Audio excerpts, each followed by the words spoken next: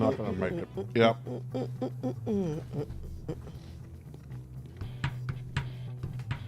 Whee! Oh, I have it go underneath that cable there. Waiting for switcher. Yep. Hopefully that's enough. Okay. I Okay, think I we're- just got notification from YouTube, so that's good. Got That just in. notification on JP, Kathy, and the crew. Thank you. Thank you, Chambrielle. Nope, I'm still. This is the weirdest thing. Ever since I did one of my updates, I cannot get my iPad to. I can't do comments. I can't like anything on my Facebook on there. So, good times, good times. Yep, now I'm controlled by the iPad. Yeah, do not get me started on Facebook. Do not.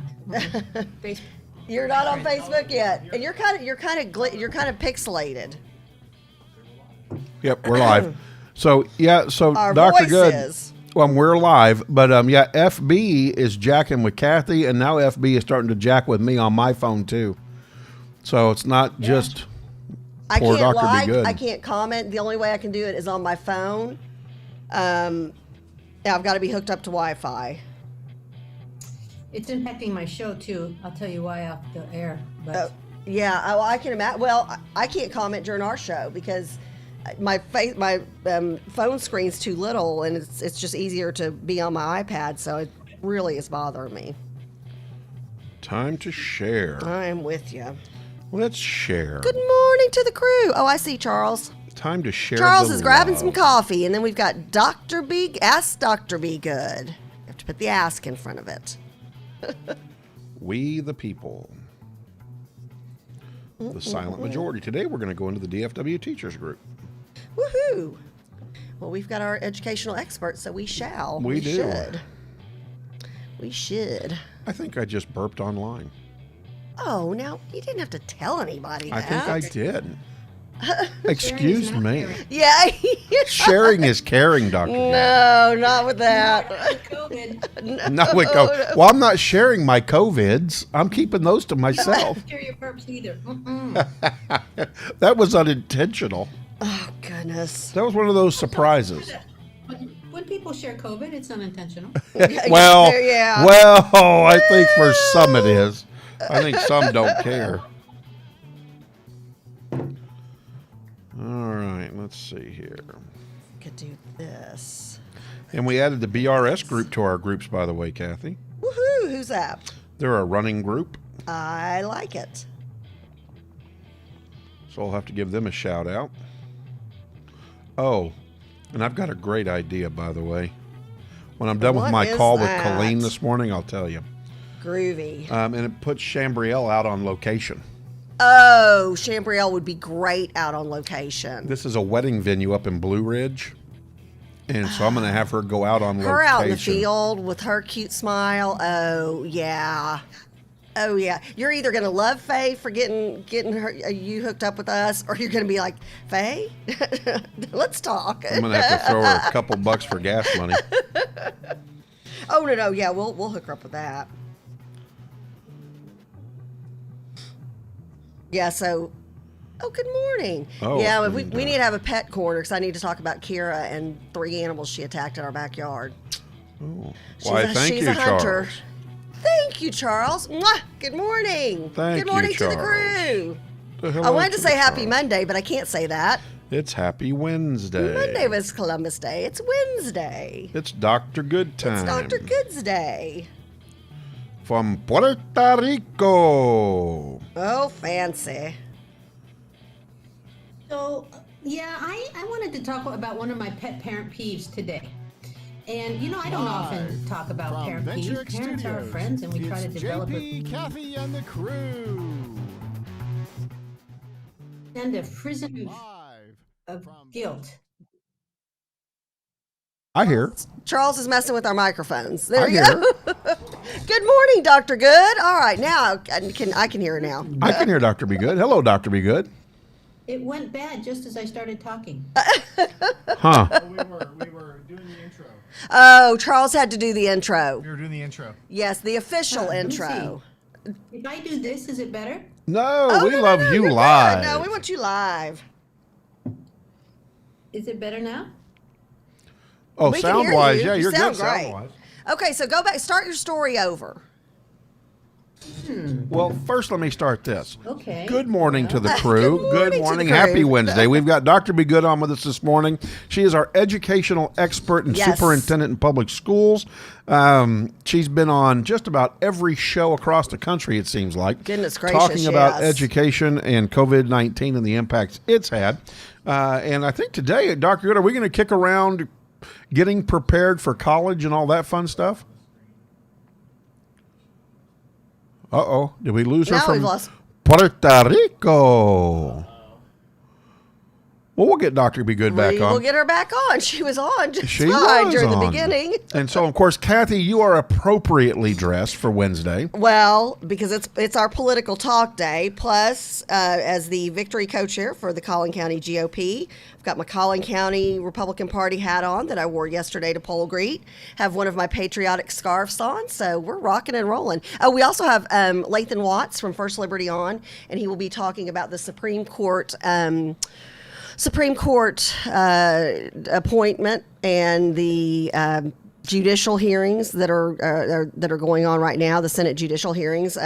Lots to talk about there. James Seller, our James good Sellers, friend Sightmark. from Sightmark. Yep. Very excited to have him. He's going to be talking about the importance Make your of, mark. and make your mark in this voting session for president, because if you want the right to bear arms, you've only got one choice.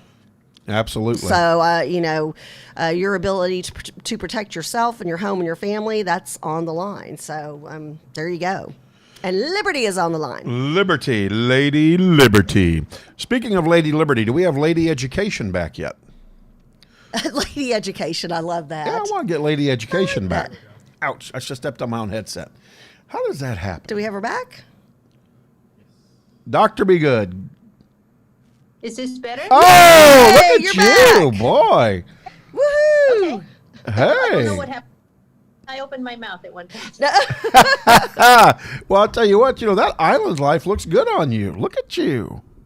Okay, so to waste no more time, let me go ahead and start again. I have a pet parent peeve today. I don't have many parent peeves because parents are our friends and we try to establish relationships with them every way we can.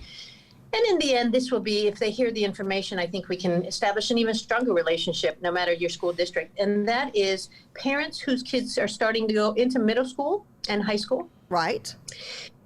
You don't really pay attention. You don't attend the college and career readiness meetings. You don't attend the counselor meetings, or if you do, you sort of go, but you don't attach things. You don't align things, right? And so what I'm bringing today is the understanding that if you want your child to have really a college career readiness Path experience or that's trajectory. really positive, really positive college and career readiness trajectory, then you, parent, need to become an advocate for your child. We have to remember most counselors in big districts have 400 kids in the high school. And so there's no way that your child is going to get quality attention without you making quality noise, okay? And so here's my suggestions to you, and I could do a whole show on this, and I probably should, but starting in 6th grade, you should be asking the school, hey, can we have a meeting with the counselor on the alignment between our middle school and the high school? What are the endorsements that the high school, that this middle school is aligned to? What endorsements do they offer? What are the choices? And when is my child going to be shown the overview to the endorsements during middle school, so that my child can then make the choice? Because the children have to pick their endorsement towards the end of 8th grade for their 9th grade year. And so the kids should not be expected to make a choice in February or March, which is about when the choice cards come out, the choice sheets, and without having had lots of prep around it, right? Let's say there are lots of endorsements and high schools cannot, except maybe at high school, but most even comprehensive high schools can only offer a smattering of what's really out there. But let's say that the high school that this middle school goes on to has business and health science and information technology, and then interdisciplinary studies. Interdisciplinary is sort of a catch-all, Right. If they didn't get there in ninth grade, but still allows them to graduate on time. So in a perfect world, and this is what parents need to find out if their kids do live in a perfect school world, that the kids are given overviews of the endorsements in 6th, 7th, and 8th grade. And they, in 6th grade, it could just start, the counselors could just start talking about that during their counselor time, their guidance counselor time, to say what's coming up, and possibly give the 6th graders a career inventory, which is a little test of what they like to do, right? And what they're good at. And so at the end of 6th grade, or during their 6th grade year, parents could get a copy of that interest inventory, and it shows that little Johnny is interested in things like blood and gore and medical stuff. Okay. Oh, good. We have this health science, and so Johnny may make a great vet or doctor, right? Or nurse. And so those conversations get started because the school has triggered that with the kid, triggered it with the parent. Now we're talking perfect school here. And then in 7th grade, they, and I'll just use the software. I'll talk about the software we use. There's a lot of people use it. It's called Naviance, and it's a college and career readiness software that kids can get on starting in 6th grade. And it's got not only the career inventory, but it gives kids the opportunity, starting in 6th grade, to build their college portfolio in it. And so once they take their interest inventory and they find out what they're interested in, let's say little Johnny is interested in becoming a doctor, I'll just pick the easy one, then the next thing the counselor would do is have Johnny start looking up what local schools have medical strands in them. How much does it cost? What are the courses? And what are the expectations of the school? And you do that. You see what I'm doing? I'm building this understanding in the kid to understand that there's no such thing as an easy doctorship, right? Or easy vet, or easy business person, or easy anything. You have to build the steps, starting in middle school, then through high school, on to college, or vocational, or military. Because in the state of Texas, the schools must, or they get dinged, must have the majority of their kids go into either the military, a vocational school, or a college, or they will get dinged for not preparing kids for one of those. And Dr. Good, I think that's a very good point. That's something all parents need to know. Again, if you're advocating for your child, then I think that's a very important part of information. My question is, what happens if you have kids who don't exactly know what they want to do? Now, some kids in junior high, they've already got proclivities towards one thing or another, or they already know, hey, I definitely want to do this, or, there are families that are military families, and it's just expected that when you turn 18, you'll go into, a certain branch of the military. What happens if you've got your kid who, does pretty good at grades and, good kid, and is in, a bunch of different extracurricular activities, none necessarily related to the other one, and they're just not sure? I kind of feel like, and I saw this back in the 90s when I taught, that it was incumbent upon the kids to be earlier and earlier and earlier deciding what their career was going to be. And I think at some point, can't you still be a 7th or 8th grader and be a kid? So the state of Texas wants you to pick an endorsement. You have to. Right. But here's what I tell parents who tell me, my child wants to be a lawyer, not somebody in health science, not an IT person, not a business person. And I tell them, I would select IT because every child needs to know about information technology. You can use information technology in any every business field. Career. That's true. Everything. So that is a foundational piece. That's a good point. point. In the next few years, we'll start teaching kindergarten because So there's always something for our kids. The important thing that is the parent part here is that parents need to be asking the schools to make this all more transparent. Every school has this going on, but I will tell you, I just for the fun of it will ask my loved ones, family, friends, who have kids in either early high school or even late high school. Tell me about your child's endorsement. Tell me, what are the counselors doing? And 9 times out of 10, it's deer in the headlight look. Yep. And so really what parents should be doing now is having a wake-up call to say, I need to, if my kid's in middle school, let's say whatever grade in middle school, I start with my child and see how informed my child is. If my child's not very informed, chances are the school hasn't done a transparent enough job with the child to align this pathway of college and career military vocational readiness. And so then the next step would be for the parent to go to the school and say, hey, counselor, let's chat. I have the understanding that you guys are building the foundation for high school endorsements, which then build the foundation for possible career pathways. Right. Can you talk to me about that? And have I been missing meetings? Have I missed communications on this? Are there going to be meetings? Well, and especially during COVID, like it looks very different. My son's a junior. It looks very different than it did when my daughter was a junior. I mean, we were in meetings, anytime I was up volunteering at the school, I could pull a counselor or a facilitator or a principal aside and say, hey, I've heard this is going on next week. Is this worth going to? It's very different during COVID. College fairs, you've got them online. I will tell you, though, that now that I've started doing I started 4 or 5 months ago, having very regular parent meetings online. Right. I've grown them from 30 parents showing up in English to 150, and then in Spanish. Oh, wow. Now I've got close to 130 Spanish speaking. So altogether I have close to 300 or 400 parents showing up, which is not, it's only a third, but still, I'm reaching more parents than I ever have reached before.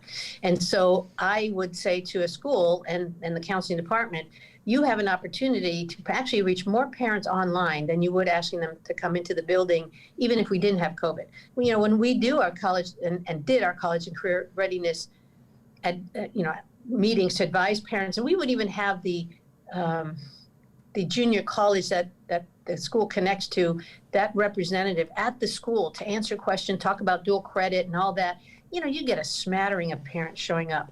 And yet I think that if districts now go to online, they might have a lot more parents because it's so much easier to get online than it is to leave work early, get to school on time, all of that stuff, right? And so I challenge school districts to look at their college and career vocational military information communiques and say, are we reaching parents? Are we making sure that our middle school parents know what we're preparing their kids for as far as endorsements? Do our high school parents understand endorsements and dual credit, and that it's free? Most parents don't understand that if they had really, really started understanding this in middle school, they could have prepared their child mentally for and with the expectation of starting college, in some cases, like at our school, in 9th grade, free. Absolutely. Okay, So, yeah, which is huge. Dr. Good, I've got to break in, and this has been the whole time you guys have been visiting back and forth. This has been running around in my head. Really the focal point has changed dramatically, really over the last 2 years. I'm not even going to say COVID-19 has been the big striker on this, but there seemed to have been a shift where it almost, in the area that I've been in, with the schools I've been involved with, that it's almost been like, well, everybody now knows about this. They've got an online system that they can use and access, and we just expect our kids to pursue ...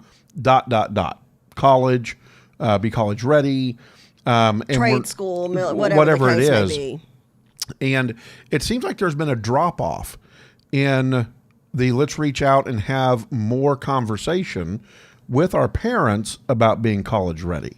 Has the focal point changed, and do we need to bring it back again? And again, I'm talking even pre-COVID-19. Well, again, pre-COVID, I would have had this same exact conversation. The only difference would have been that I feel like in COVID now, we have opportunity to reach more parents because the online world makes it so much more convenient for them to hop on. And certainly their job has trained them to Zoom or to Google Meet or whatever, platform is used. But I think it's now on the school to understand, embrace, and accept the fact that COVID can't continue to be the reason we don't do things. I'm in a hotel right now. Good point. And they cut out happy hour because of COVID. They've cut out sitting down at breakfast downstairs because of COVID. They've cut out so many things. And we went to a restaurant last night. They wouldn't bring bread out because of COVID. It's like, this is getting crazy. Wait, what? Yeah, welcome to the non-bread restaurant. No breaking of the bread. Right, no breaking of the bread. So, Dr. Good, let's come back around again. So we're in COVID-19. We have an opportunity. We have a captured audience, kind of more or less, right? In the idea that we can push the college readiness. Are we going to see universities and colleges pull back on freshman enrollment because of COVID-19? Those are really good questions. And I will tell you that they haven't figured it out yet.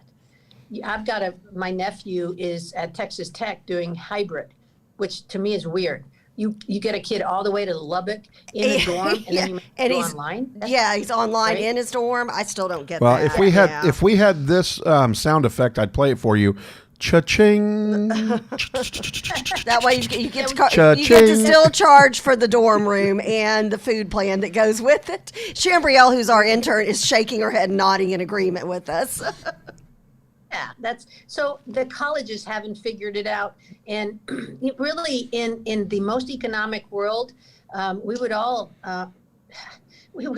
do online high school, online college. Then we wouldn't need the buildings. We wouldn't need the people to clean the buildings. We would, all of a sudden that's scary though. That scares institutions because we're talking about a huge loss of income for as far as jobs, and just it's shaking up our understanding of how our world should work, and we haven't figured it out, and it'll be a few years before it's all figured out. I couldn't predict.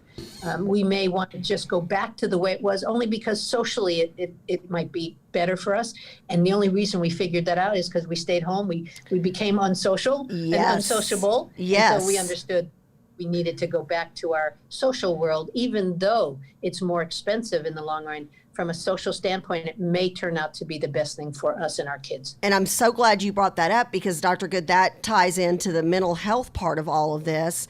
And that is that need, especially when you're younger. I've mentioned, my husband and I, we're in our 50s. So if we stay home on a Saturday and binge watch a show on one of the streaming services, that's cool. But back in the day, when your kids are young and they're growing up, they need to be going out to birthday parties and playing soccer and going to gymnastics and hanging out and going to Sunday school and all these different things.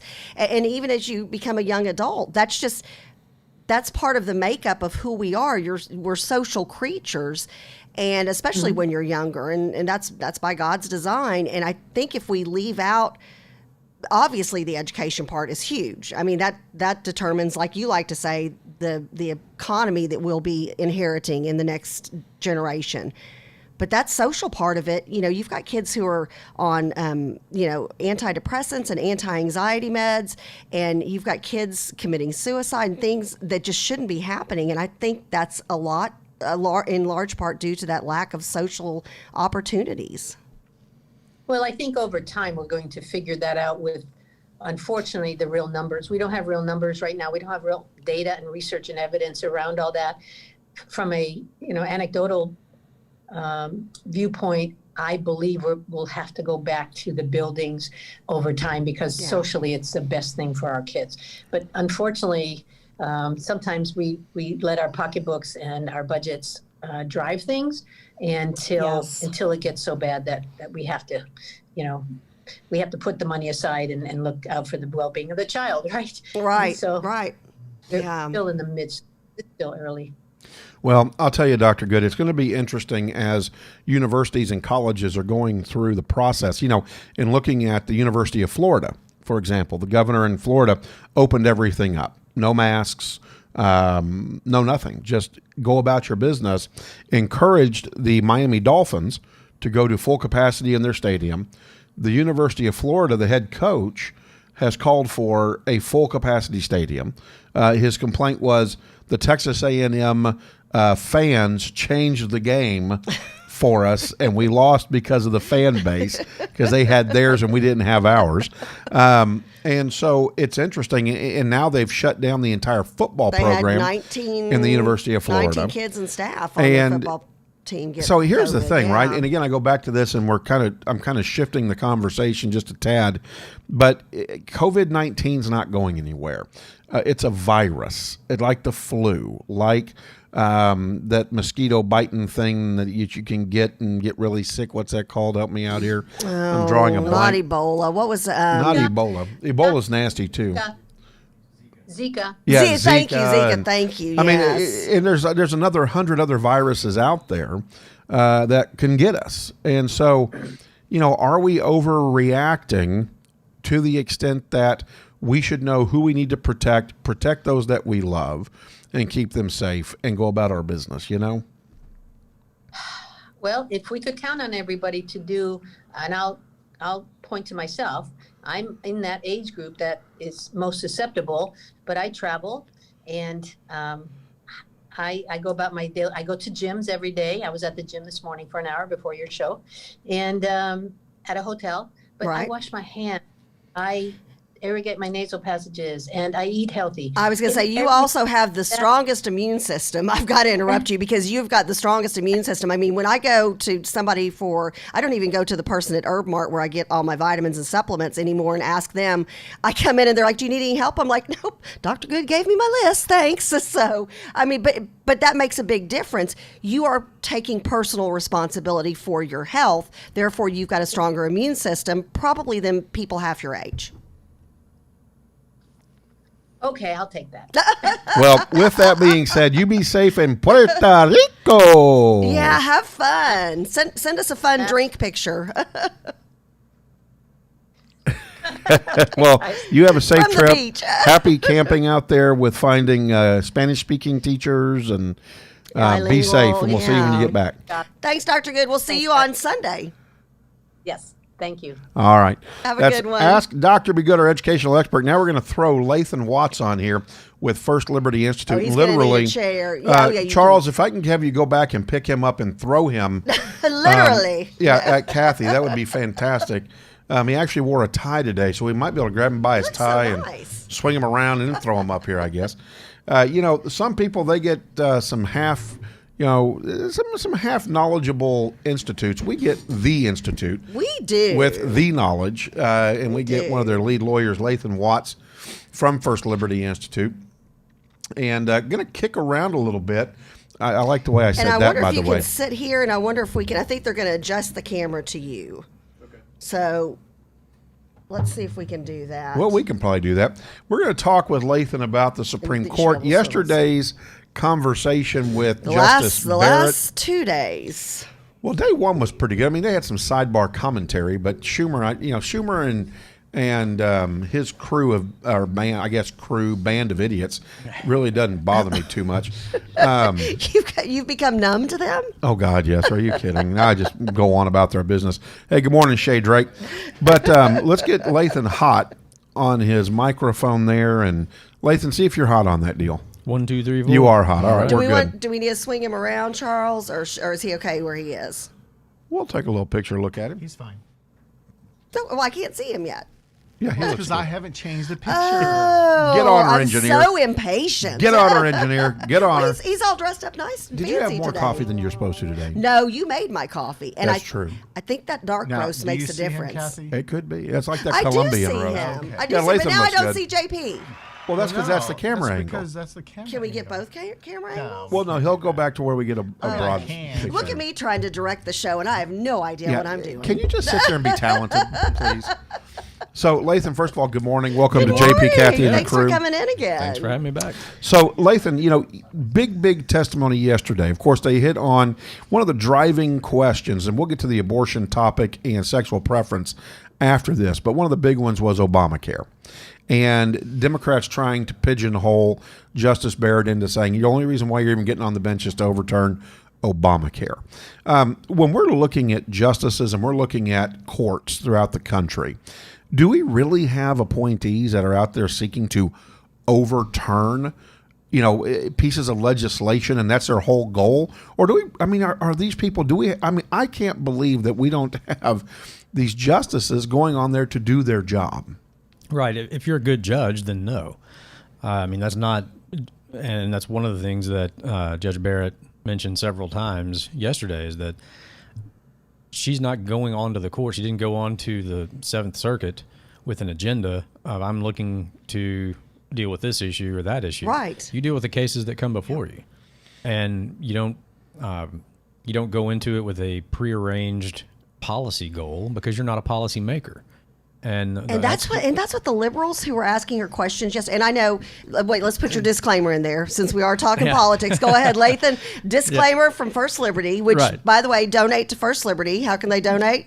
FirstLiberty.org. Right at the top of the page, there's a donate button right next to the button that says get legal help if you need our help. If you have a religious liberty issue, that's the only issue that we litigate. So if we're talking religious liberty, I'm speaking on behalf of First Liberty. But if we're we talking switch it politics, to politics, it's the gospel according to John Lathan. There you go. Yeah. I love it. Right. Well, and again, these liberals, I think because their point of view, and this, we're talking the highest court in the land, which is the Supreme Court, but we're talking all the way down to district courts in Dallas County. We're talking, district courts that you guys go and fight for these religious entities. Certainly. Because a judge has overstepped, and they've moved from being a judge and acting as such to being a lawmaker, which you don't make. If you want to be a lawmaker, good for you. Go get run elected. For state rep, run for state senator, run for Congress, run for the United States Senate. That's great. But if you're a judge, and she kept saying the same thing over and over, and I'm like, first of all, I think they were just all doing their 30-minute speech. But it was like, y'all are asking her the same thing, and she's going to keep giving you the same answer. She had no notes. That's in her head and her heart. That's how she. Well, let's circle back around, though, right? Sure. Let's circle back around to what makes a good justice. Right. So, her mentor, who she clerked for on the Supreme Court, Antonin Scalia, is famous for saying a judge that is happy with the results of every decision he or she makes is not a good judge. You don't decide a case based on what your preferred policy outcome of that case is. You decide the case on the law. The judge's job is to declare what the law is, not what it should be. If you want to make law, like Kathy said, go get elected to the legislature. That's where laws are supposed to be made. The judge's job is to look at a law if it's being challenged and a case comes before them, to look at the law, evaluate the text of that law. Does it comport with the Constitution and the text of the Constitution as it was written and as it was intended? If it does, they will uphold it. If it doesn't, they won't. And if you don't like that outcome, if you're a legislator, then go amend the law. If you're so worried about Obamacare being overturned, then maybe you should have written it in a way that was constitutional. Right. And there you go. She's not going to say, nor should she, that I think the Obamacare law was poorly drafted, and does not and should be overturned. She can't say that, because that would signal to people who are litigating that issue that she already has her mind made up. Right. Exactly. Or how to approach it. Right. Exactly. So so let's go back to the big question, right? And this is part of the big question, because the answer is the question. What are the major differences between Ginsburg and Barrett, right? One of the things that I see is the biggest one. Ginsburg believed that the Constitution was a living, breathing document, and that it was constantly in fluctuation and should be interpreted as such, right? Barrett doesn't believe that way at all. How much does Barrett have to do or say to get across to these people? She is not rewriting the Constitution. She's treating it as the document that it is. She has said it before she had to go before the Senate. She is saying it now. What does she have to say to convince these people? Well, I don't think that she can convince them. I think, honestly, their real problem is they don't like the way the Constitution is written. That's why they want to say that it's a living document and it can be, interpreted one way in 2020, something completely different than it was adopted, in 1789.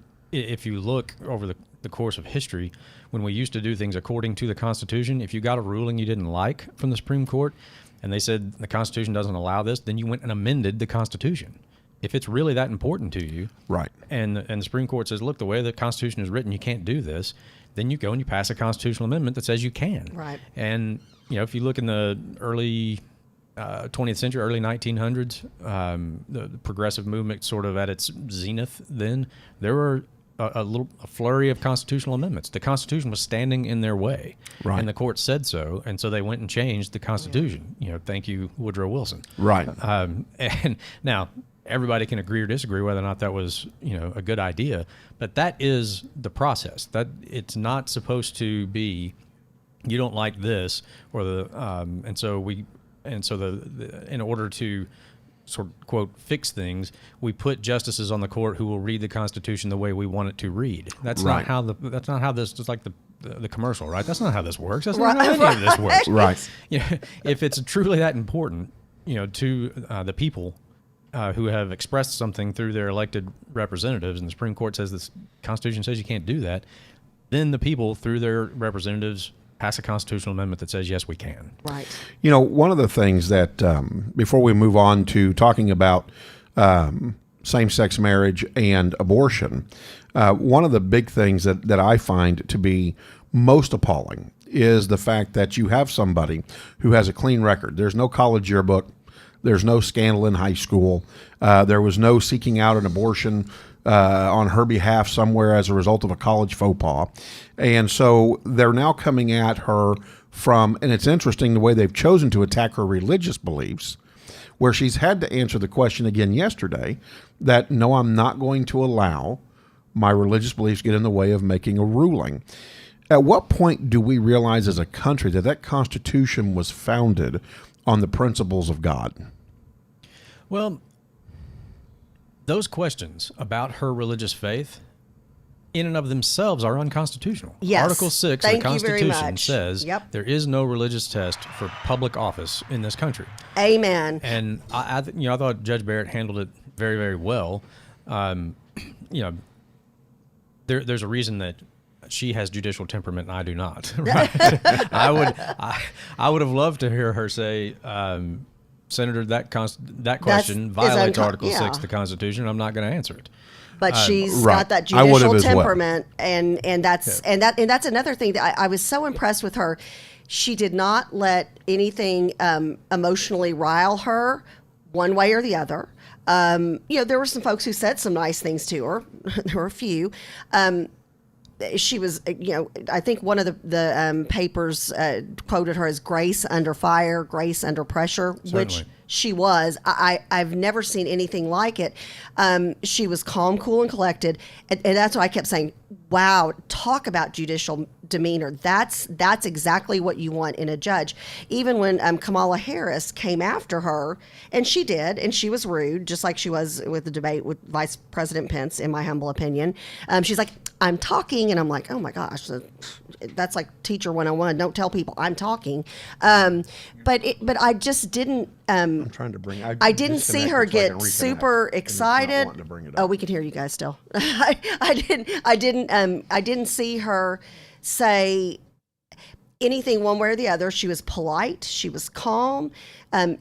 All of that knowledge, I loved it, was in her head. I mean, and Senator Cornyn, when he asked this, I thought this was just so brilliant. It was such a great moment. He said, what is written on the notebook in front of you? And she said, the United States Senate. And she held it up, and basically it was a blank page. Of course, there's a million memes out today about what was written in there. That was a ready-made meme right there. But Yeah. it was, it was such a great moment because this is a woman who is so knowledgeable. I looked at her and, as Justice Scalia was always my favorite Supreme Court justice, just admired the man tremendously. And I look at her and I think, my gosh, I think I'm going to go down, and I think she's going to, put Justice Scalia as my number 2, because I was just so impressed with how she handled herself. And then her professional life, her life as a professor, where we talked about last time you were here, the accolades she got from her students were just incredible, which speaks volumes. And then her personal life as a mom and as a wife and as a daughter. I'm so impressed with her. So impressed with her. And that judicial temperament we're talking about, like to not react to the policy preferences, the obvious preferences of the people who are questioning you. Yeah. That's really what you want in a Supreme Court justice. That this decision, that this case that's in front of us, pick the issue, whatever it is. The Constitution, says this, and therefore the outcome is likely going to be that, and that outcome may be extremely unpopular with the American people. Right. And you have to be able to do it anyway. Right. That's your job. Okay, that's why. You're right. That's why the federal judiciary is not elected. Exactly. The Supreme Court is, not an elected branch of government. It's their job when the sort of political whims of the people say one thing and they really demand something, but the Constitution doesn't allow it. You have to have backbone enough to tell the people no. Right. And then, like I said, if the people really want it bad enough, they will go through their elected officials and amend the Constitution. Through the right course of action. Or go back and rewrite a statute in a way that does comport with the Constitution to achieve that policy goal. And of course, one of the things that is the key on that is we hear Americans complain across the board that lobbyists have a control over D.C. And again, I think the reason why the forefathers wrote the Constitution the way they did and the judicial branch is so that nobody could have control. Only the confirmation process could create an element of control, but nobody else could have access. And so they're open to make the decision based on what is just under the Constitution. Otherwise, you get a Ruth Bader Ginsburg who says, well, the Constitution is a living, breathing document, so we can kind of treat it as such. In 2020, we need this versus what they needed in 1797. And so, I'm glad we keep it that way, for sure. And let's face it, the Supreme Court justices are human beings, right? Everybody has a need to be liked, okay? But that's not the job. Okay, you have to be able to make some decisions that are likely going to be unpopular with the people. But you can see, speaking of lobbying, you can see when certain issues are coming up before the court, people do try to lobby the Supreme Court. They do it through the New York Times editorial page or the Wall Street Journal or the Washington Post. Thank you very much. The liberal media. They write all of these things saying, what a disaster this would be if the court ruled this way. Or they will praise, say, Justice Roberts for being a moderate and not going to, with the, quote, extreme right wing of the court. And how could he do that? Because he was appointed by a Republican president. And then they try to throw it back on us and on the president who appointed him. And that's all... I feel like that's all, that smoke and mirrors. And it takes you away from the real meat of, okay, well, we the people need to have a hard line drawn in the sand on certain issues. And I wrote an op-ed, speaking of op-eds, I'm not sure when it's coming out yet, but I talked about how the idea of court packing would endanger religious liberty, because if the court becomes a political branch and it is just as subject to the whims of the people, then things that are unpopular no longer have any protection. And if you look at just look at our client list, First Liberty's client list. Coach Kennedy fired for taking a knee and saying a prayer after football games. Right. Aaron Melissa Klein bankrupted by the state government because of their religious beliefs on marriage. Just case after case after case where previously traditional religious beliefs are now culturally unpopular. Right. That's what the First Amendment is written to protect. When what you want to do or say or believe or live according to those beliefs is no longer popular with the majority, who is going to protect you? And if you turn the Supreme Court into a political body that is also subject to popular opinion, they won't protect you. Yep. And she even said yesterday in one of her answers that, when you're talking about free speech, that the First Amendment is most important to protect unpopular opinion. Right. That's truly what it is about. Well, and let's jump to an unpopular opinion, right? Evidently, based on what Democrats have to say or liberals have to say. Let's talk about abortion and the concern that they've conveyed with Roe v. Wade. Of course, that 1973 decision, landmark decision, Justice Barrett didn't call it. She called it it was not a super precedent, but that she's not entering the bench, would not go on the bench with the idea that it needs to be overturned. They asked her, well, your predecessor In Justice Scalia, he believed that it was poorly done and it should be overturned. The Constitution prevails. And as far as I'm concerned, in listening to Justice Barrett speak, that's how she sees it. Is it fair? And I'm not even asking in the context of, well, it's just not fair. That's not what I mean. Is it a fair assessment, essentially, to be concerned with the fact that a justice takes the Supreme Court or takes the bench with the idea, again, of going in to change a certain precedent backwards? I think the question is, if Roe v. Wade was poorly decided at the time, then it should be. You don't even have to be pro-life to come to the conclusion that Roe v. Wade was a poorly written opinion and a bad decision. So it comes down to, what is your standard for overturning previous cases? Right. And there's lots of. I think she has written about it. Scalia wrote about it. And I think she referenced one of his opinions in that specific line of questioning. That there's a, the theory of stare decisis, which comes up usually when people don't want a case that they like to be overturned. Right. They say, well, what about stare decisis? Well, stare decisis isn't in the Constitution. That's a legal theory, of interpretation that basically says, a long-standing opinion should be allowed to stand because people have, come to rely upon it, and it's sort of become the law.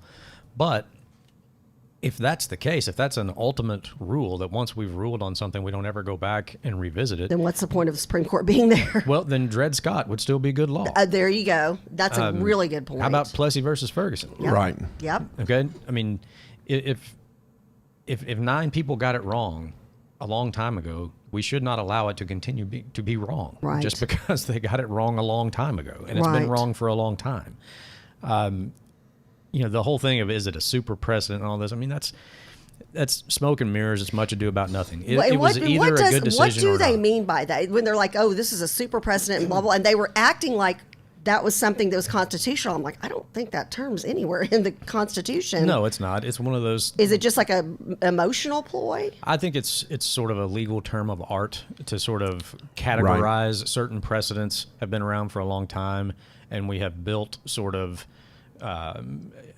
legal theory and or social or cultural norms around Right. it, and therefore if you overturn that, it's just going to be such a social upheaval. Right. How could we ever recover or whatever? But again, the standard should be, did they get it right or not? If they didn't get it right, then it should be overturned. Right. Yep. So here's the big question, right? And she goes on to answer this, and I'm going to email this over. We've been trying to get my computer. I wanted to get some commentary from her testimony where she basically says, don't politicize me. And so I'm going to carry that Yes. into the next question, right? Which is, here we go. She uses the term sexual preference, and a senator gets offended by that. Oh, like 3 or 4 of them blasted her. Help me out with that. And don't know what to tell you. She didn't mean any offense. She even Of course said not. that. No, and it was clear. I mean, things like that is where you have to sort of remind yourself that this hearing in and of itself is basically political theater. Right. Okay. The R's have the votes. There's no constitutional requirement that they even have a hearing of the Judiciary Committee. They could just move this nomination That's a straight good point. to the I floor didn't even think about that. and have a vote. Right. So day one, when they were making their statements, it was, basically a campaign event. Right. I mean, they just made speeches and held up pictures of. It was for who's running for president next. Exactly. And a lot of the lines of questioning, like by Booker and Mazie don't Hirono get me and some of started the on others, Booker. was clearly, just campaign language, just trying to make their points, get it on video. He'll probably, cut that into a campaign ad for himself and roll it out, in his home Yep, state. or three her years home from state. now. Yep. And so a lot of it is, it's just political theater. It's them sort of grandstanding.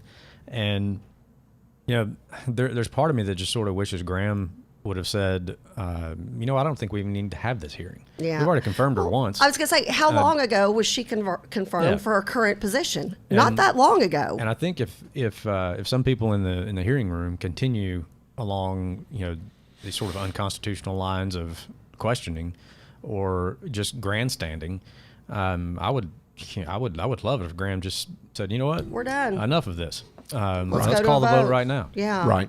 Well, and I can see that coming about, especially after yesterday and the ridiculousness of the sexual preference call out. I'm like, are you people serious? Well- Give me a break. You know, I loved the fact that Saturday Night Live had their headliner come out and bash the LGBTQ community. Bash. Oh, I didn't see. Was this Saturday night? Yeah, it was hilarious. I didn't see It's all it. over the news. It's hilarious. He comes out and he bashes the fact that, hey, man, how'd they get a whole month in the summer and black people can't get a full month? They're stuck in February with 28 days. And then he bashes, go out and kill your grandma and your grandpa by not What? wearing a mask. This guy offended every bit of the liberal Was it one of the palate. SNL players? was, One of It their- was Bill Burr. It was Bill Yeah. Burr, the comedian out of New York. Oh, I don't know who that is. Okay. So I take a screenshot of the news article and I text it to my dad and I said, you got to love it. Liberals eating liberals. Because that doesn't happen very often, by the way. It's Oh, usually, he went off and it was great. Wow. It was great. I'm gonna have to go back so and see my that. question is, at what point, and I think Bill Burr drives home the point here, especially with the reaction of the liberal media, at what point do we realize that political correctness is destroying the institution of the Constitution? Well, anytime that you seek to use, whether it's political correctness or cancel culture, whatever you want to call it, where your goal is to silence someone with whom you disagree, then you clearly don't understand what the First Amendment means or its importance to our way of life. Well, let's go to another country where you it's not okay to be gay. I mean, we have gay marriage here. In another country, you can't even speak of homosexuality or being a lesbian or anything like that. My goodness, much less go and dress the opposite of what gender you were born as. You would be killed on the streets. So we're so privileged in America. I don't have to agree with you. You don't have to agree with me, but can we be kind to each other? And this is the question that really set me off, and I want to know what your thoughts were on this. And it was the Senator Hirano out of Hawaii, the Democrat out of Hawaii. She asked whether Amy Coney Barrett, whether the Supreme Court nominee had ever sexually assaulted anyone. I thought that question was so crazy out of line and so rude and so disrespectful. What was the purpose of that? To remind people that Kavanaugh had, this sexual allegation against him? And what was that all about? If I could if I could explain what goes on in Maisie Hirono's head, I would be a very wealthy man. We would be the magic 8-ball. yeah. No. I think, when you're grasping at straws, they're just tossing anything against the wall, hoping something sticks. And that, I think it is sort of a callback to Kavanaugh. But, that's frankly disgraceful. I mean, that is that's the sort of joke we used to make in politics, that that the questions in a debate are, when did you stop beating your wife? Like it's that ridiculous of a question. But she was one of the it was Hirono and Kamala Harris and Feinstein who engaged in some of the worst religious bigotry in committee hearings prior to this against, it was Feinstein that came after Barrett and said, the dogma lives loudly within you, and that's a concern. It was Harris and Hirono who attacked Brian Busher for being in the Knights of Columbus. Yeah. Right. And saying he should. Well, again, slamming him for being a Catholic, and then and as a person who's Catholic and grew up Catholic and sent my kids to Catholic school, I look back and I'm like, my goodness, have we moved anywhere since JFK was elected? Because remember, you go back and read in history how he was treated because of his religion, and I'm like, here we are, and that was in the 60s. Here we are in 2020, and we're still bashing somebody for being Catholic? Well, I think she's not the right kind of Catholic for them. Okay, Right. And here's The pro-life Catholic who votes for Democrats, which I still don't get that in my church parking lot. Go ahead. right. So, and this is where I think a lot of what you heard in the hearing of, can we trust that you can put your personal beliefs aside and yada yada yada. It's a lot of projection. Yes. From their side, okay? Because they want, when they confirm a justice, that their party has nominated, they want those beliefs imposed on the rest of the country Right. via the courts. That's how they've achieved a lot of the policy that they want when they couldn't get it done through the legislative process. Right. And so they look at somebody from the other side, and they cannot make the intellectual leap that they won't do that. And so they're worried that Barrett would do what they demand that their nominees do. Right. So That's a they're- good point. They're basically projecting their own way of doing things onto her, and accusing her of of being put on the court for an ideological purpose, which is exactly what they put justices on the court to do. Correct. Right. And that question's having to be answered across the board politically with Biden and Kamala anyways. All right, let's go to the video clipping. This is what I was talking about, where in her part of the testimony, she's saying, I'm not going to be an election pawn. So, Charles, go ahead and let's censor that and let's play that.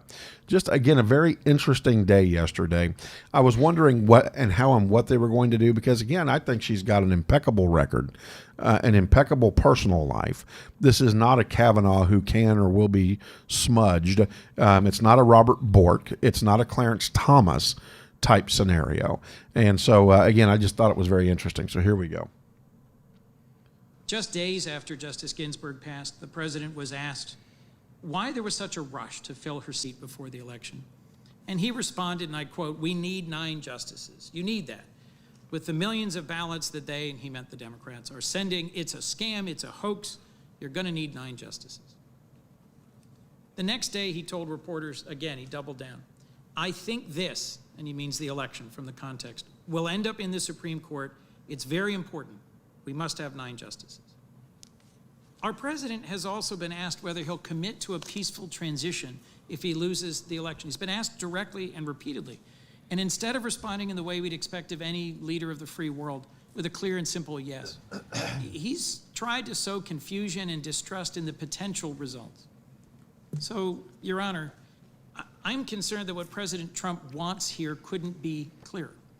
That he's trying to rush this nomination ahead so you might cast a decision, a vote in his favor in the event of a disputed election, and he's doing his level best to cast doubt on the legitimacy of an election in which literally millions of votes have already been cast, most of them by mail.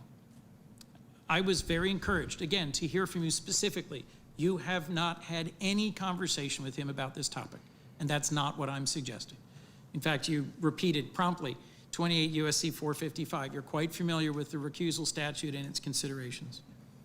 But I think the gravamen, the core issue. I love how they in grandstand. recusal Don't you love this? It takes is that any 45 judge minutes to or ask a justice question. should It's worse than recuse us. themselves from a case in which their impartiality might reasonably be Lathan questioned. might say amen. Silence his microphone. Oh, here we go.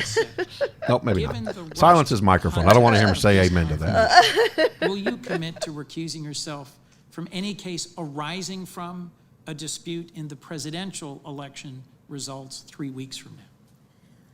Senator Coons, thank you for giving me the opportunity to clarify this because I want to be very clear for the record and to all members of this committee that no matter what anyone else may think or expect, I have not committed to anyone or so much as signaled. I've never even written. I've been in a couple of opinions in the Seventh Circuit that have been around the edges of election law. But I haven't even written anything that I would think anybody could reasonably say, oh, this is how she might resolve an election dispute.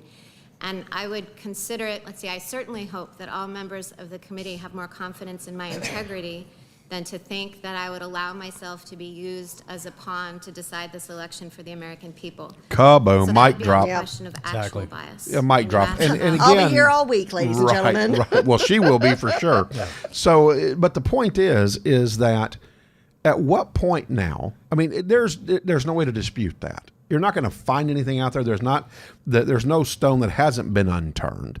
There's not going to be a deep throat out there that's going to come get you out of a parking garage somewhere. At what point do they finally just concede and say, you know what? Great question. We're looking bad at this point. At this point, we're hurting Biden and Harris's chances at the polling places. She's got all the right answers. Yeah. She's way on target. At what point do they finally back off?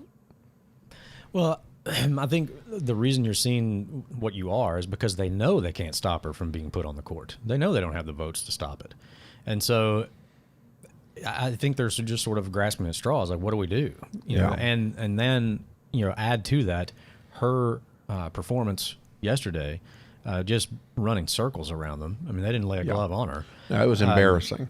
I mean, it's so, you know, blatantly obvious that she's probably forgotten more about constitutional law than any of those people questioning her could hope to learn. I think they're going to try to, you know, just score some political points here and there, and then accept the inevitable.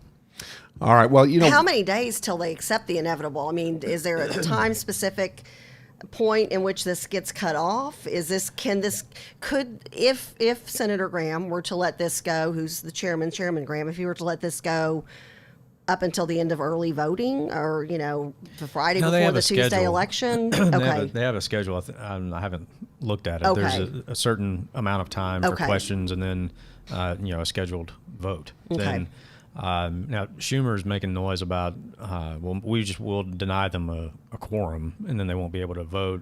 You know, but as I said before, you don't even have to have this hearing to confirm justice. Yeah, you don't need it. And here's, you know, something just to keep in mind.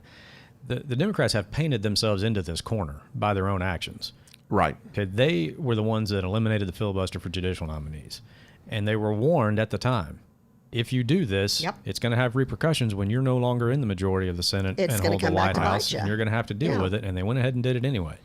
They're the ones who tried to destroy Robert Bork, and did, frankly. And they're the ones who tried to destroy Clarence Thomas, tried to destroy Judge Kavanaugh, and they have politicized this process for decades, and they have eliminated basically all their legitimate means of opposition, and so they're left with this. I mean, it's their own fault. They painted themselves into this corner, and now they're having to live with the results. Right. Well, Lathan, stick with us. Can you stay with us to the show? All right. We've got James Sellers now joining us, CEO of Sightmark. Good morning, James. Oh, we can't hear him. There he is. How is everybody doing today? Good morning to you. Well, you know, we're kicking the dog around here. we're all kinds of controversial. Crazy time in this country. It's every morning you never know what's going to happen. So it's been quite keeping us on our toes. We have to always be ready for the unexpected in this day and age. So here we are. Well, James, you know, you and I have been friends for 30 plus years now. And we have talked politics, and we've kicked the dog around a few times. What's your take on all this? I mean, we've had Lathan in here. Lathan has really given us some good insight from a legal standpoint with the Supreme Court. You're a conservative. I mean, what do you take? What's your take on all this with the Senate and with questions and with Justice Barrett?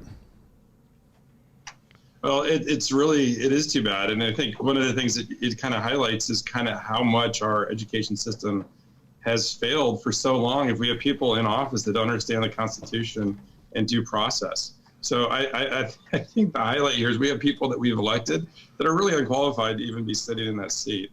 And a lot of good folks, I think, are staying out of politics for that same reason. It's lost substance. And unfortunately, we have a judicial hearing process to get a new Supreme Court justice that's not really addressing jurisprudence in the way it was intended by our framers, the Constitution. That's a pretty fundamental mistake. We kind of jumped off the tracks here a little bit.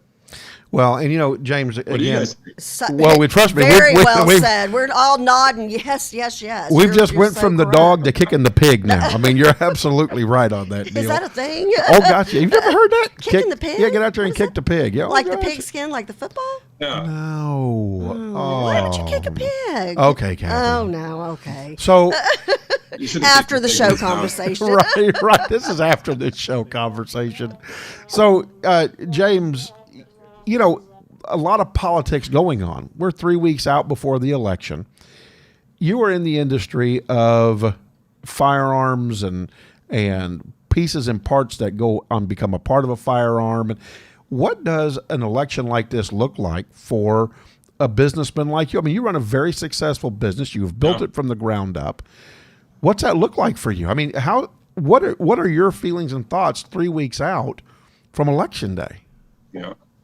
Well, the sad truth is the more uncertainty, craziness that is going on in the political space, and people become scared and afraid. In a certain part of our industry, it creates a lot of interest in consumption. I get asked this question a lot. I would trade a strong, healthy, secure, stable America where there's opportunity for everybody, and that the people that work hard are the ones that rise to the top, and the great ideas come forth, and we build a stronger, better country. I would much rather have that than an unprecedented number of back orders and people wanting to buy our products. So in the business side, it is good for business, but I would rather know that my business will exist 5 years from now, that we won't be in an environment that's so bad for all businesses that business owners decide it's not worth working anymore, that we're done. It'd be nice to know that 5 years from now, if I develop and invest in technologies and products, that'll be legal for citizens in this country to buy it. There's a lot of fundamental issues at stake in this election cycle. It's quite extraordinary. So how do you express your views without being pegged? And I'm talking from a business standpoint, not even a political standpoint. How do you express your views to other people out there in the community to understand that we have liberty at stake without being pegged as some crazy, wild-eyed gun owner? Yeah, that's a good question. As an owner of a company, my first and foremost, thing is to make sure we protect our employees, we provide good products. So that's first. The other thing is, as a citizen, I encourage everybody to be involved in the process, to become informed, know about the issues, know how they impact your life, and not just now, but those impacts, those policies played out over the years and decades. A lot of things just don't work. They sound great on paper, they just don't work. So our involvement as far as trying not to be a crazy gun owner, I think it really comes down to a respect of other people's rights, and realize that you should protect the interests and rights of other people insofar that doesn't encroach on yourself. So if you want to look at a life and a scenario in a society where everyone's civil and respectful, talk to people that value other people's opinions, listen to them, and actually say that they have a voice that matters. They can have a different opinion on religion or social issues. They can go like to shoot guns, as long as they're not hurting other people. And the one thing that we're all, I would say the gun owners are, if you want somebody you can count on, that you can have your back, go talk to a gun owner. These are the type of people who work hard and sacrifice, and they're volunteering, every day, and they're donating money to causes they care about. They're not just talking the talk, they walk the walk. So I think the crazy gun owner is a little bit of a misnomer. I think from my experience, if I ever wanted somebody that I could count on that would protect me and protect my life and protect my family and protect this country, it's the gun owner. So I think in some ways we need more of that. We need more people to actually know how to use a firearm, how to protect themselves. And I think that is actually, I think the reality is opposite of what you've been seeing in the media. James, how do we go about and get the message out 3 weeks before the election? Is it in mail? Is it calling your friends? How do you, as a business owner, do you contact other business owners to make sure that we are voting for a candidate that is going to support the American way? As an owner of a company, we try to stay out of politics to a certain degree. I mean, we don't endorse candidates. We don't, I'm not out there in the political arena as the owner of this company. And it's because there's other people here. What I do think is, this is my take, is not say, go vote for this candidate. I want to have people think for themselves again. I think one of the things this country has lost the ability to do is to discern what's fact and fiction. Amen. These concerns about fake news, it's so obvious this stuff is not real. It doesn't make sense. So if people are persuaded by the media and these ridiculous lies and distortions of truth, that's a problem. We need to teach each other how to think again. I would say that I challenge people to dig deeper, do their own research, and then if that doesn't seem logical, then don't believe it. And if something's too good to be true, if you're getting stuff for free from the government and there's no downside to it, obviously there's more to that story. We know nothing's for free. Amen to that too. So just to shift a little bit, any new cool stuff coming out for our guns?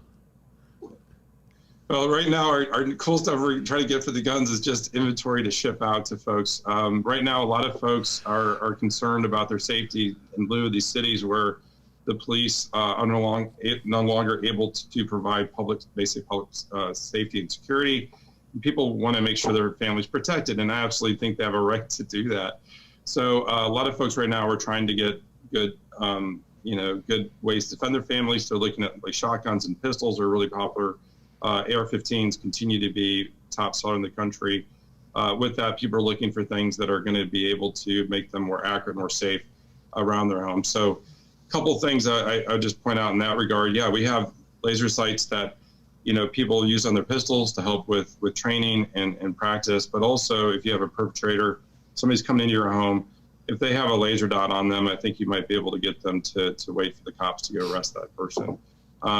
Red dots allow people to shoot more accurately. So it's really important, if you are defending yourself, and I hope no one ever has to defend themselves or their family from a person that's hell-bent on hurting them or killing them, we want them to be accurate and then successfully either subdue or stop that aggression, or if the worst comes, I'd be able to stop that person permanently and do so without having anybody else get hit and hurt. As we've seen in those situations, things happen so fast. Training and good equipment is really pivotal.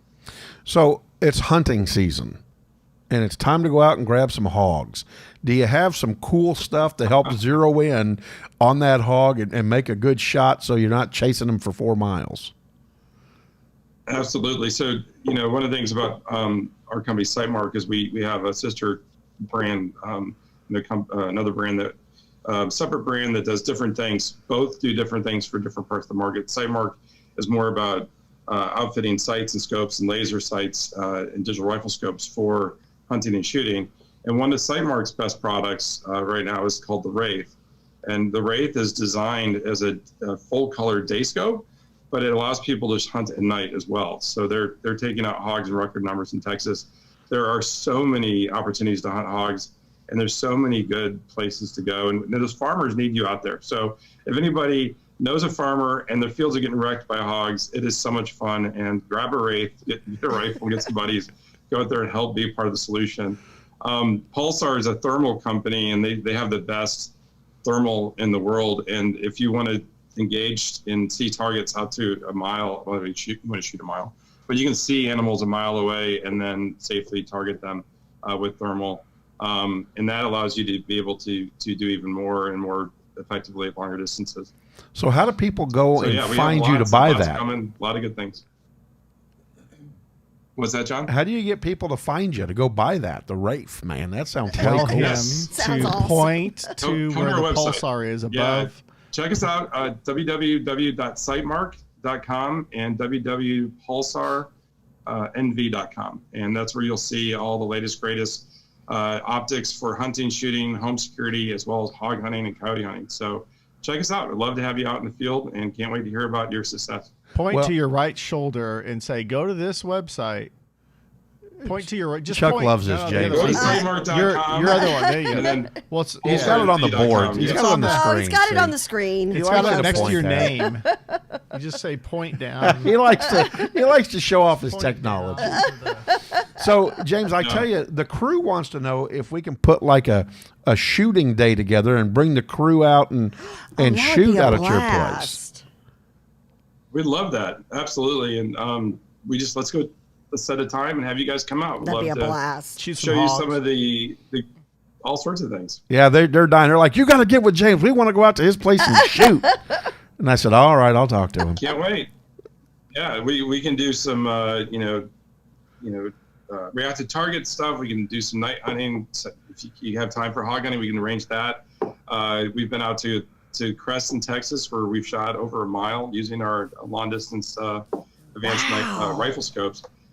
So we'd love to have you join the Mile Club and also join the most popular growing part of hunting sports, which is night hunting with hogs in Texas. So All right, James, you've opened the door now. The crew is going to start blowing me up. do it. All right. We've got- we'll make it happen. Can't wait to see you out there. We've got several retired police officers and ex-military. Military, we've got all So, kinds of folks ready to go. yeah, all right, you've opened the door. I'm just letting you know. Can't wait to see you guys. All right. Hey, James, Thanks, thanks for joining James. us as usual. We'll see you again next All right, month. thank you. It's a pleasure. Sounds great. Have a good day. You too, Good James. stuff, Take you care. too. All right. So, Lathan, Bye-bye. you ready to go do some hog hunting? Bring it. I have to say, as a native Arkansan and by birth Razorback fan, it hurts my heart a little bit. That is your kill a bunch alma of mater's wild hogs. mascot. Well, I'll tell you what. Have one run up beside your vehicle. No, I totally understand why they have to be taken care of. Yeah. I mean, there's something else. I've seen them, boy. Then some on the King Ranch down in South. Whoa. Yeah. I mean, those guys are huge. And they'll tear up a farmer's field. Oh, yeah. 2,000-pound hogs down there. Whew, Yeah, absolutely. Yeah, running around. And they'll tear you up. Yeah. Oh, gosh, yes. Yes. Well, and they'll eat you. Yeah. I mean, they have no problem. That's the reason we chose it as our mascot. That's a tough animal. Well, we're gonna. It's not a little pot-belly pig, y'all. Just I'm going to have you take your First Liberty hat off. Okay. And we're going to put your. Oh, I Lathan think you Watts already hat. kind of took that off a little while ago. Well, we've been talking Supreme. We kept him within his. The line gets blurred. That's It all does right. a little bit, Yeah. but we're going to blur it big time now. And in fact, I'm going to turn the show over to you and Kathy here in a few minutes.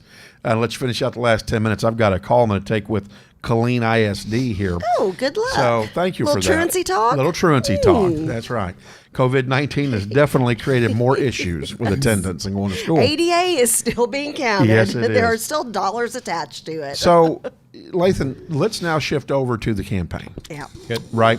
So again, we're talking to Lathan Watts at this point, Right. Attorney at law, but Former young Republican. Yeah.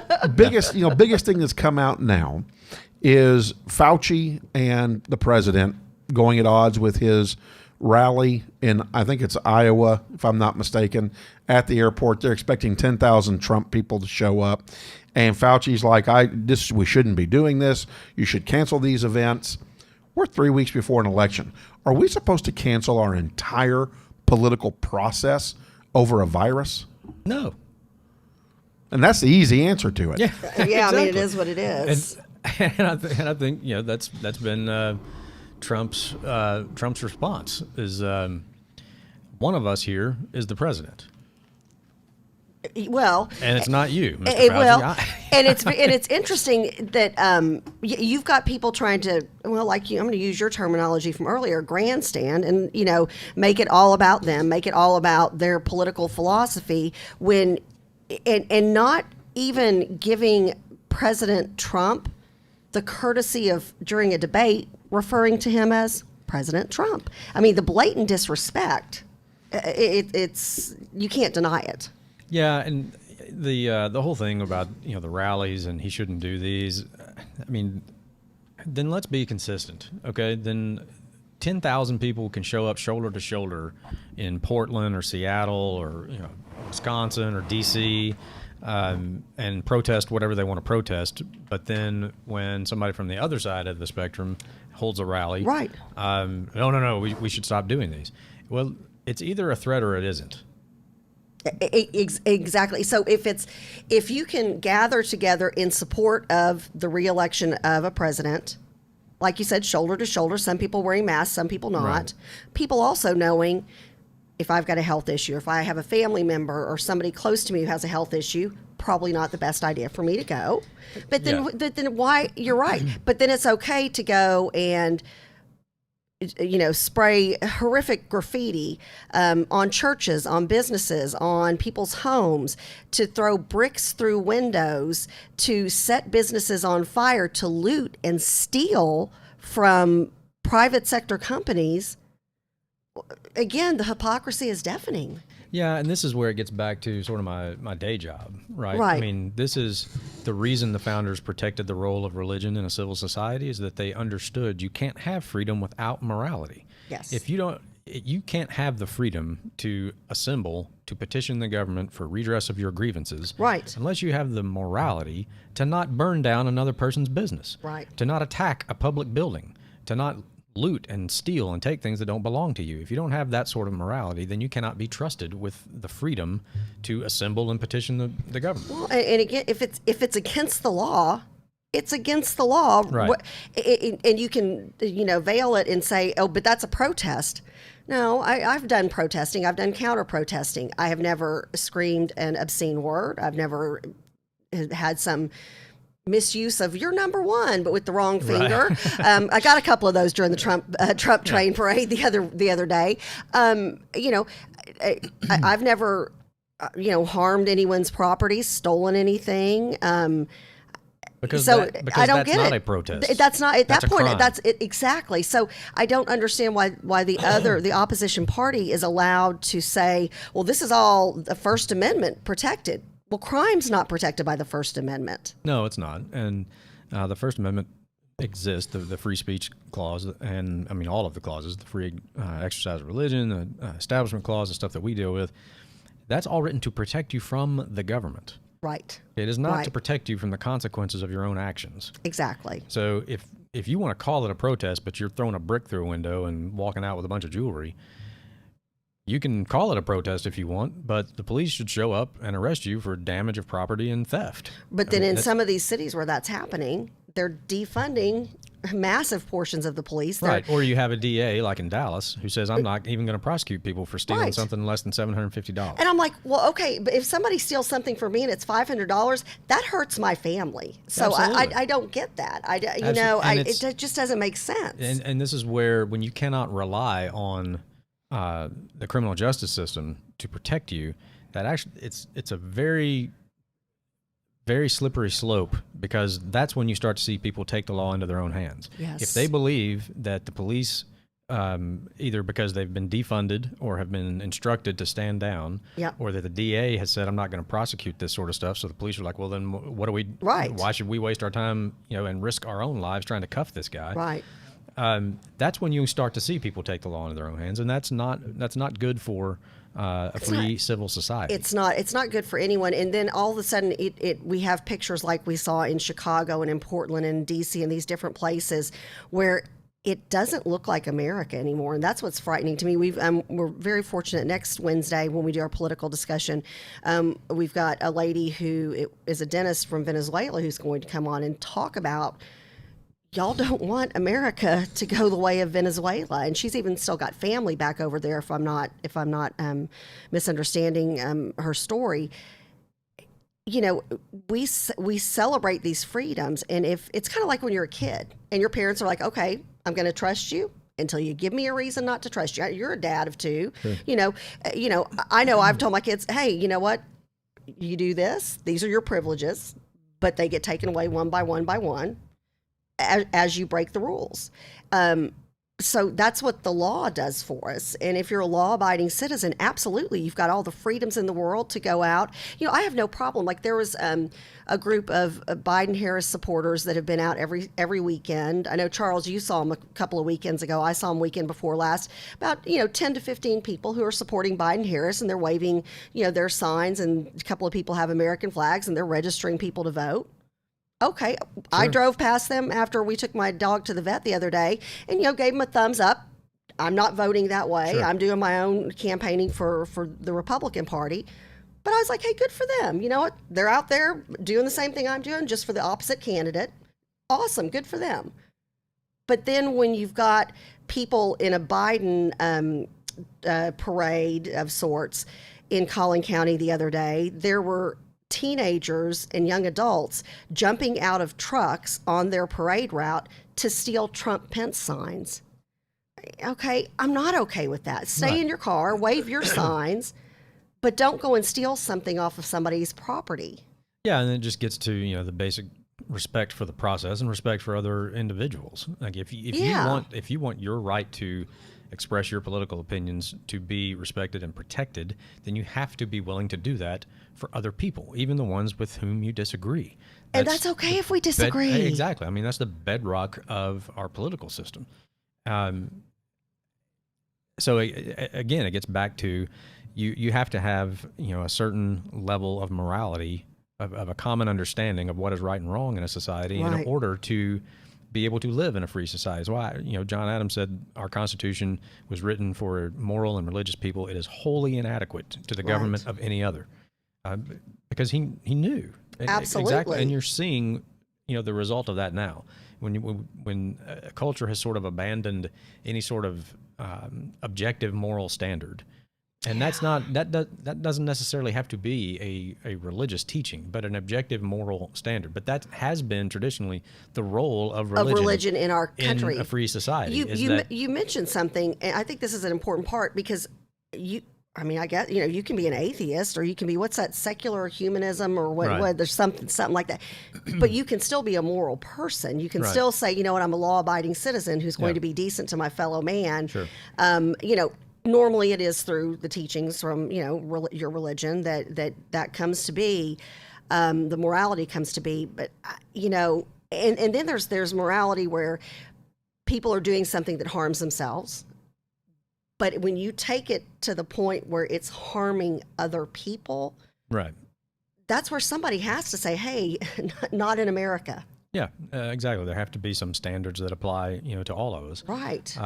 Which is not to get too far down in the weeds, but federalism, as enshrined in the Constitution. I mean, when they adopted it, they Yep. knew that life in New York in 1780s was very different than life in Georgia in the 1780s. Right. And that's okay. Right. People who want to live the way people live in Georgia live in Georgia. The people who want to Absolutely. live the way they live in New York live in New York. Right. There are a few things that should be the same throughout the country. Right.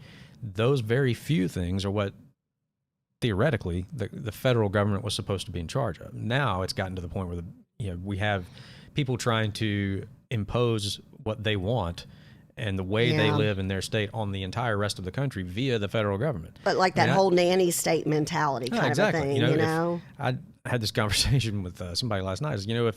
If California wants to turn their state into a third world communist hellhole, then that's basically that's their gig. Exactly. But you do not then get to go via the federal government and come take my tax dollars to bail you out for it.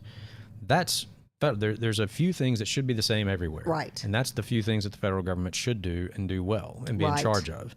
Everything else is via the 9th and the 10th Amendment left to the states. States' rights, absolutely. And it's okay. Very well said. Life can be different in Texas than it is in Maine or California. And that's okay. And again, you've got that choice to move to the Vote with your state of feet. yeah, exactly. Oh, I love that vote with. Hashtag that. That's good stuff. Well, let's close up the show with talking about high voter turnout. Did you get a chance to vote yesterday? I did. I went and Okay. voted yesterday, and I Were saw, you in a line?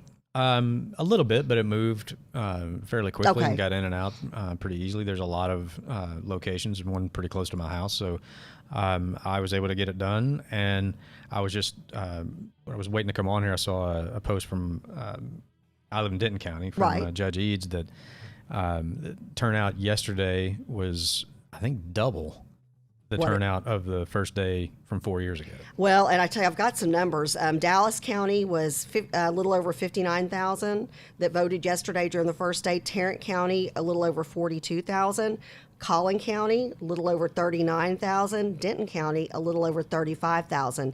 So there are definitely some higher numbers. There was at the Richardson Civic Center, there, as long as you're in line before the polls close, say either at 5 or 7 or whatever day it is, whatever time they close, you're allowed to vote that Right. same day, as long as you are in that line, ready to vote, ready to present your ID and everything beforehand.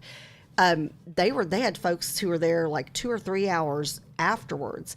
So what I'm wanting to encourage people is go to your county's website, either your county party or your county elections website, and you can get, and a lot of them, like for example in Collin County, we've got red and green little markers that say the wait time is so much here, so much there. So, there are places where nobody's going to vote. And then there Yeah. are places where everybody's lining up And to during vote. early voting, you can go to any of those places. If you vote absolutely. on election day, you have to go to your precinct. And now it depends on the county on that, because some of them now are. I know that's true. in Collin That's true. County, I know you Yeah, could still they've vote in opened it up. the That's true. yeah. Yeah. Some of the counties are doing the super polling places or polling centers. Yeah. And we encourage you to go out and vote early, because I would imagine lines are going to be really long on election day. But get out, and I think now more than ever. And I know we've said that, and you and I we've been friends for 25 plus years, and we're in Young Republicans together, and have gone to gubernatorial swearing ins together, and knocked on tons of doors together. And I know we say this literally is a pivotal election for our country, don't you think? Yeah, I've always said that the most important election in American history is the next one. There you go. Always. There you go. Because yeah. every time there's an election, you have a chance to change, who's in office, Right. change policy preferences, change the course of the country. Of history. So the Yeah. most important election, it's always the next one. But this one really is. Let's I mean, say that. I would say it's in my life, I have not seen the parties and their agendas so starkly contrasted as they Couldn't are now. agree more. Couldn't agree more. Well, Lathan Watts, thanks. I think he's doing a big close-up on you. Lathan, as always, from First Liberty. And please go and donate money to First Liberty. They protect our religious freedoms of all religions here in America. Just a phenomenal organization. Thank you so much. And we Thanks love for it when having you me get back. to take your hat off and become political again. So good times. But thank you so much for closing the show up with Yeah, us happy to do it. and talking about our next Supreme Court justice. And everybody have a blessed day. We'll see y'all Friday. We've got one of our Miss Texas ambassadors who will be coming on the show, and also flags of honor from the Plano East Rotary. So super excited about Friday. Love y'all. Have a blessed day. Go vote. Go vote.